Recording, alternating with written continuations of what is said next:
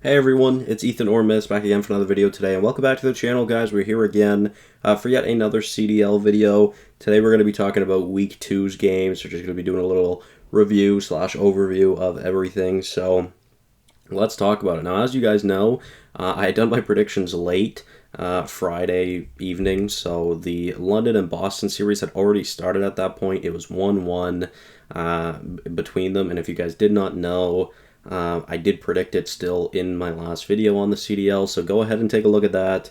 You guys will be able to see that. And in that video, I said 3-2 Boston. That was my prediction, so I got that series right. Not 100%, but I still get two points for that. And then Rocker and Ultra, I had Rocker winning 3-2, so I get 3 points for that. And I had the Mutineers winning 3-1 over the Gorillas, so I got 3 points for that. So really, I should be at 18 points, but unfortunately, I didn't get the predictions done in time. That was my bad. I just completely forgot what day of the week it was, and I was super busy that day. So, yeah, anyways, I should be at 18 points this week, but overall, I had a pretty solid week.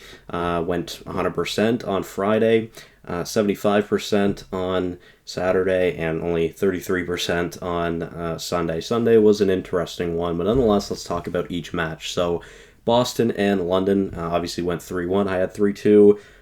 It was a decent series. It was a relatively close series. I thought it was going to be a bit closer. Nothing too crazy there. Nothing really too surprising either. London doesn't look that great right now, but nonetheless, moving on. Toronto and Minnesota.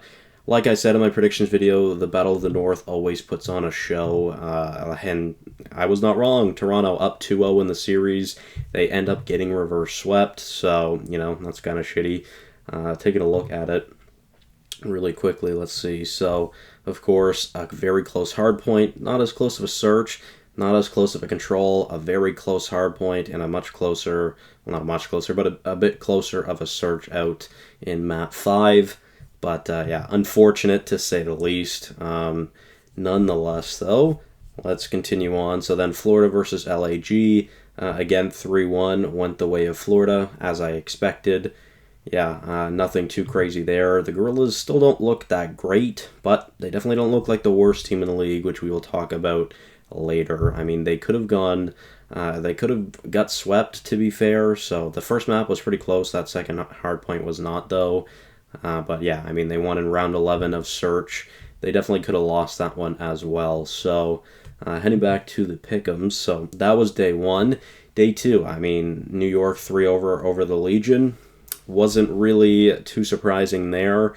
I had the Thieves beating the Surge. I just didn't think the Surge looked that great. I thought the Thieves looked better, but I don't know what is going on with the Thieves. But they need more than a role swap. But clearly, it's just evident at this point. They are just struggling mightily. They aren't looking very good. Getting swept by the Surge. Yeah, so continuing on, we had the Rocker and Mutineers 3-1 the way of the Rocker. Rocker had a very good week. I had them going 2-0. They did go 2-0. So overall, not that surprising. They looked pretty solid this weekend. I'd say probably in the top 6 right now for the Rocker. And then we have FaZe versus Breach. I had 3-1, but it was 3-0 FaZe. The Breach didn't look that great against them.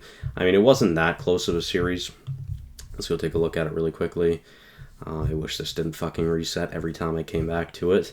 Let's see. So, 3-0, obviously, like I said, but looking at the matches, I mean, the hard point was kind of close, but it's a Bocage. That's a pretty big score line for a Bocage. The Search was not close. Then the Control was pretty close, but Berlin Control seems to be the most close. Berlin or Gavutu. The maps are just so large, so yeah, not that surprising, really. But yeah, continuing on. Then we got Sunday, LAG. I had losing to the Legion, so the Legion end up going 0-2 this week, and unfortunately, I hate to say it, but to me, right now, the worst team in the league is still the Legion, unfortunately. In 2 series, they played, 8 maps? They only won 2, so obviously not a great ratio. Not looking good right now for the Legion. Maybe another roster move is imminent for them. There's a couple teams that are definitely on the cusp of a roster move, in my opinion. Heading on to continue through Saturday, we had Optic versus Atlanta. Always a great series. Proloot looked really great. He's looking really good, as a fill-in right now. So good for him. I had 3-2. It was 3-1, so I was a little surprised there. And then you go to the main event of Sunday. We had New York versus the Ultra. I had the Subliners beating the Ultra, but Toronto wipes them in 5. So that was a pretty interesting series as well. We'll go and take a look at that one. I don't think many people would have had Toronto beating New York. So, yeah, I'm kind of surprised about it, I'm not going to lie. First map, pretty close. Second map, not as close. Third map, pretty close. And then that second hardpoint, map 4, was pretty close as well. Even closer than the first map, but Toronto clutches up in the SND. So, a pretty interesting series, and Toronto ended up going 1-1 on the week, and I had them going 0-2. So taking a look at the standings now, a pretty interesting spot to say the least. So Atlanta at 200, Texas at 195, Ravens at 140, Breach at 130, LAG at 125. They needed a win there.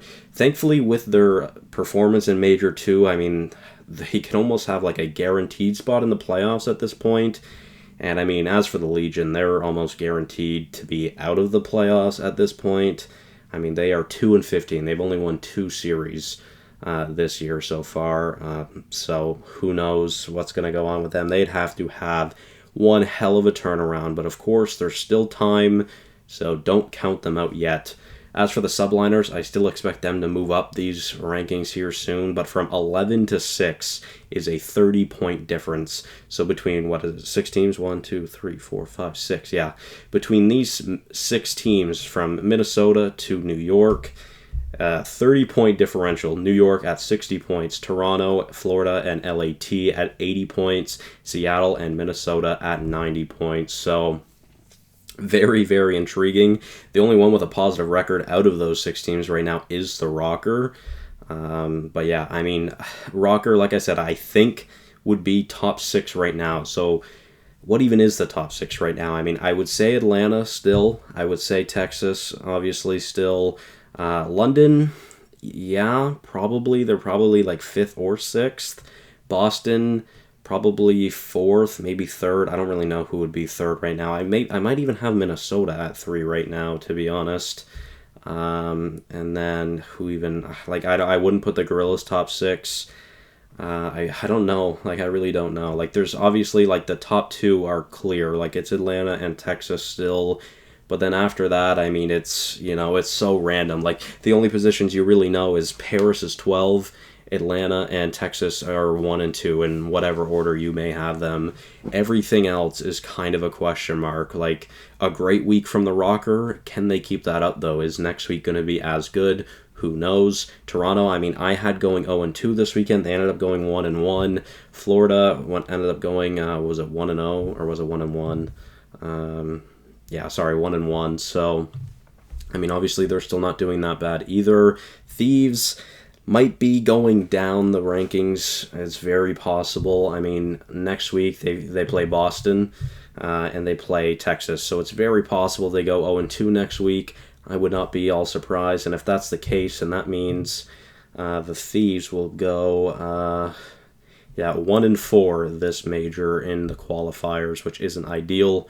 Toronto plays Paris and London, so they've got some interesting matches. I mean, Paris has 1 win over Toronto. One of their 2 wins over the year or throughout the season is against Toronto, so who knows what Paris brings there. London is obviously still a top team. Don't really know where I'd put them, but they are still a top team. Florida and Seattle, both of these teams are super inconsistent, so who knows which team we are going to get. Atlanta versus Minnesota will be a fun one and a very challenging one for sure. I think with the Rockers win over Toronto, they guaranteed winner's bracket, plus they also beat the Mutineers. So the Rocker, I think, are 4-0 right now. So it's very possible the Rocker go 5-0. I could see it. I really could see it. Havoc really has been a game changer for them, clearly. So who knows? Right? It's very possible they go 5-0, if not 4-1 at the very least, which is still really, really good. Gorillas, I mean, I can't imagine they beat FaZe, but you never know. Maybe they still have some of that Major 2 magic.